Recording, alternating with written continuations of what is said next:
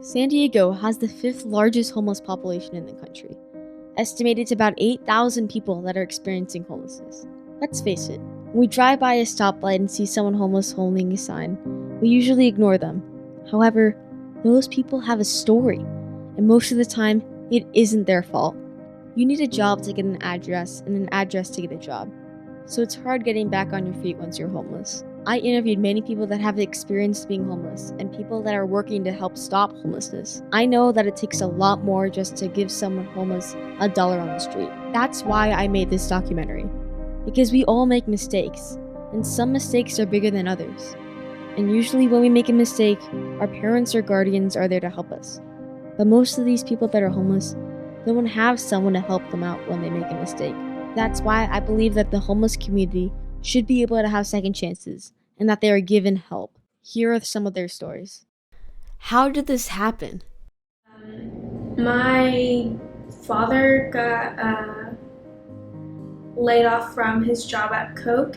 He was there for a couple, about 13 years, and he got unemployed. When he did get laid off, he got a severance package. So we thought we'll just, live in a hotel until we can find a place to live. And when you live in a hotel, your money goes so fast. I mean, it goes really fast. We shortly after started running out of money and started finding ourselves staying in our car, having the kids, have to sleep in there, having to stay in parking lots, and only if they allowed it, Like just everyday activities, like taking showers, brushing your teeth, putting on clothes, just real hard challenge for them. So every situation is different. It's often, though, multiple problems that happen together. So it's usually not just somebody who lost their job and became homeless. My home was a car for about 5 years. Well, a battle buddy, former Marine, who recognized me and knew who I was, just happened to ask me when I went to go get something to eat, and he goes, "Do you have a place?" I said, "No." He says, he mentioned about Interfaith, the Veterans Services Housing Program. And here at Interfaith Community Services, we have this way of bringing a diversity of people together, a diversity of faiths, a diversity of ages, of ethnic backgrounds, languages spoken, faiths believed in, not believed in. It doesn't really matter, all coming together to help one another in their time of need, and that's a really beautiful thing. The more I spoke with those affected by homelessness, the more I found their reasons were as diverse as their ages, backgrounds, and circumstances.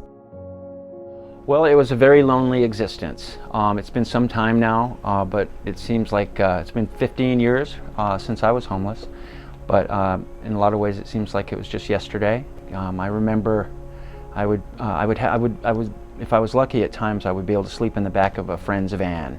And I remember, the neighborhoods, the people who lived in the neighborhood, they didn't want, anybody sleeping in a car or in front of their house, so I'd have to move. And I remember getting these little glimpses of, normal life, like maybe a dad coming out in his bathrobe to pick up a newspaper off his lawn, or a mom getting her kids ready to go to a soccer practice, and I just remember just feeling, so disconnected from what was otherwise just this normal world that was just right in front of me. There's a lot of factors that play into it, from the lack of housing. It's an expensive place to live, so there's the question of affordability, and there's also just decisions that have transpired over the course of time.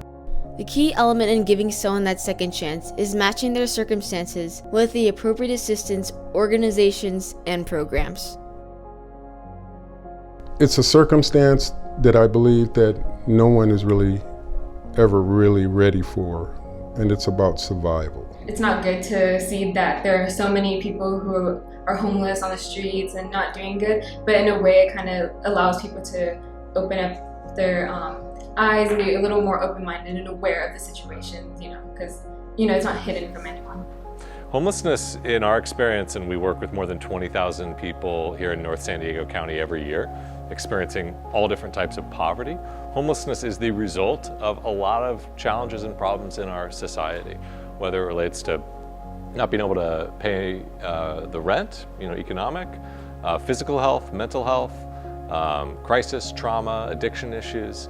A lot of these things often together create homelessness. How can the average person help stop homelessness? First thing we could do is we could start acknowledging the homeless folks in our communities as human beings who, are that have the dignity that is inside every one of us as human beings. Well, now that we've pretty much have a control, there are organizations. We have very good, outstanding, just reputable organizations that will bend over backwards to, by any means necessary, resolve this.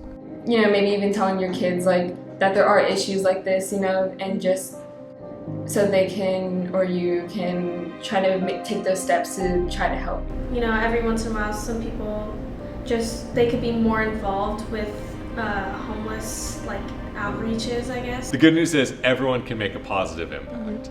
If you see somebody on the streets who you think may be experiencing homelessness, you can look that individual in the eye and you can treat them just like you would a brother, a friend, a mother, a sister, or somebody at your school or your place of worship. The road back from homelessness. My aunt, she helped us a lot when we were getting back on track and back on our feet. She let us stay in her apartment. And then eventually my dad got a job and, we were able to get our own place and get on our feet. So it was one of those. The pain got to be so great and unbearable, the shame and just the being ostracized from society and myself. I guess I was lucky in that I prayed and I asked for help. I went to an organization here in San Diego. They provided me with shelter and with food and clothing and medical assistance and counseling and just more than I could have really ever hoped for.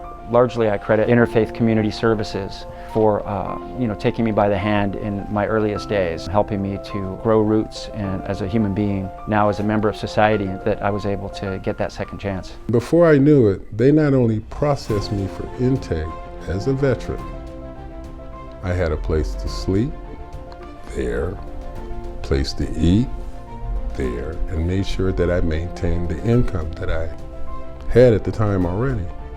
We have opportunities for people to meet with social workers and connect to identify ways they can get into shelter, housing, if they are looking to address an addiction issue, a treatment program, if they're looking to find a job, an employment resource. Wherever they're at, we try to meet them where they're at and help them move forward in their lives.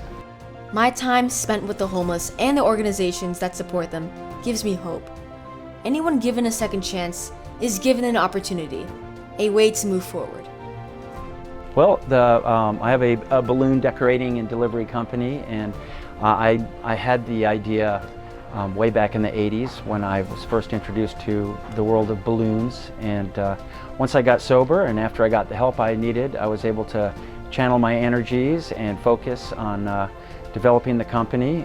It has done remarkably well. We are blessed to have a great crew working for us, and we've got a fleet of vans delivering, and we service the whole San Diego area, and I couldn't be happier about it.